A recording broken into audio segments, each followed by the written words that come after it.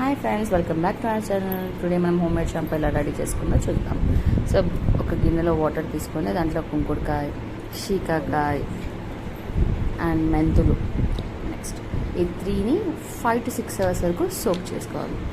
Okay, soak చేసుకున్న తర్వాత దాన్ని బాయిల్ చేసుకోవాలి 5 to 10 minutes. బాయిల్ చేసుకున్న తర్వాత మనకి ఇలా వస్తుంది. దాన్ని మనం స్క్వీజ్ చేసుకుంటూ దాంట్లో ఉన్న జ్యూస్ అంతా మనం ఇంకో కంటైనర్లోకి ఇంకో బౌల్లోకి ట్రాన్స్ఫర్ చేసుకుంటాం.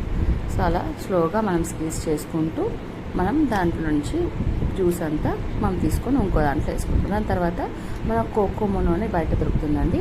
దీన్ని ఇది ఎప్పుడు యాడ్ చేసుకోవాలంటే ఈ వాటర్ కొంచెం గోరువెచ్చగా ఉన్నప్పుడు, లూక్ వామ్ ఉన్నప్పుడు యాడ్ చేసుకుంటే ఆ సోప్ అనేది కరిగిపోతుంది మొత్తం. సో అలా కరిగిపోవడం కొంచెం ఒకసారి మిక్స్ చేసుకోండి. తర్వాత మనకి ఇలా లిక్విడ్ ఫామ్ అవుతుంది. ఆ తర్వాత ఈ లిక్విడ్లో మనం ఇప్పుడు దీంట్లోకి సోప్ ఆయిల్ అనేది మనకి దొరుకుతుంది.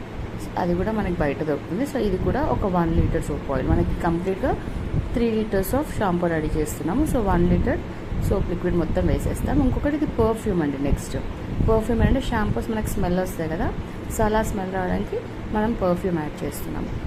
ఈ పర్ఫ్యూమ్ని మనము ఫుల్ బాటిల్ కాకుండా హాఫ్ బాటిల్ వేస్తాం. నేను హాఫ్ బాటిల్ విధంగా అది కంప్లీట్గా వేసేసాను. సో అది వేసుకొని మళ్ళీ ఒక్కసారి కంప్లీట్గా ఇదేంటంటే స్మెల్, పర్ఫ్యూమ్ స్మెల్ మనకి మిక్స్ అవుతుంది. దాని తర్వాత మనకి బెంజిన్ పౌడర్ అని దొరుకుతుందండి. ఈ బెంజిన్ పౌడర్ కంపల్సరీ మనం స్టోర్ చేసుకున్న వాటిలో వేసుకోవాలి. ఎందుకంటే అవి స్టోర్ చేయాలి అంటే బెంజిన్ పౌడర్ వేస్తే మనకి ఎక్కువ రోజులు మనకు షాంపూ స్పాయిల్ అవ్వకుండా ఉంటుంది అన్నమాట. అలా నాకు 3 liters ఆఫ్